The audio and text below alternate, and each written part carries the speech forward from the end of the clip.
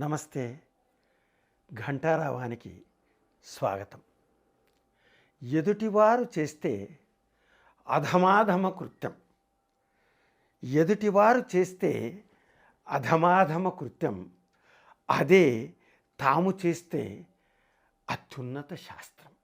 ఇది ఈనాటి సమాజపు వైనం.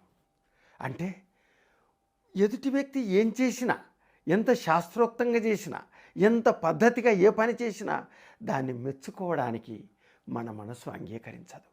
అదే పనిని మనం చేసినప్పుడు మాత్రం అడిగిన వారికి, అడగని వారికి, ఎదుట ఉన్నవారికి, ఎక్కడో ఉన్నవారికి ఫోన్ల ద్వారా మనం దాన్ని చిలువలు పలువలుగా చేసి చెప్పడం మన నైజం. ఆయన ఏం చేశాడండి, మొన్న వాళ్ళ ఇంట్లో అదేదో పూజ చేశాడు. అదేమన్నా పూజనా?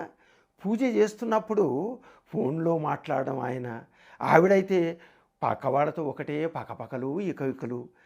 అది ఏంటో నాకైతే అర్థం కావాలేదండి. ఒక్క నిమిషం అక్కడ కూర్చోవాలనిపించలేదు అంటూ విమర్శించిన వీళ్ళే తమ ఇంట్లో అదే పూజ జరుపుతున్నప్పుడు, జరిపాక వేరే వాళ్లకు దాని గురించి చెబుతూ ఏమంటారు, మేమెంత శాస్త్రోక్తంగా చేశామో, చాలా పద్ధతిగా చేశామండి.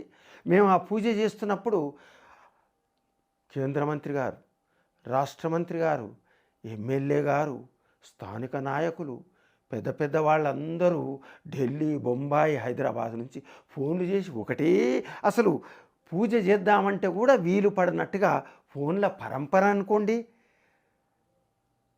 మా ఇంట్లో ఆ పూజ ఎంత శాస్త్రోక్తంగా చేశామో, ఎంత అద్భుతంగా చేశామో అంటూ అదే పనిని ఒకరు చేస్తే విమర్శించి తమ వరకు వచ్చేసరికి దాన్ని అత్యున్నత శాస్త్రంగా, ఇతరులు చేస్తే అధమాధమ శాస్త్రంగా చెప్పే ఈ రెండు నాల్కల ధోరణిని మనం విడనాడితే మంచిది.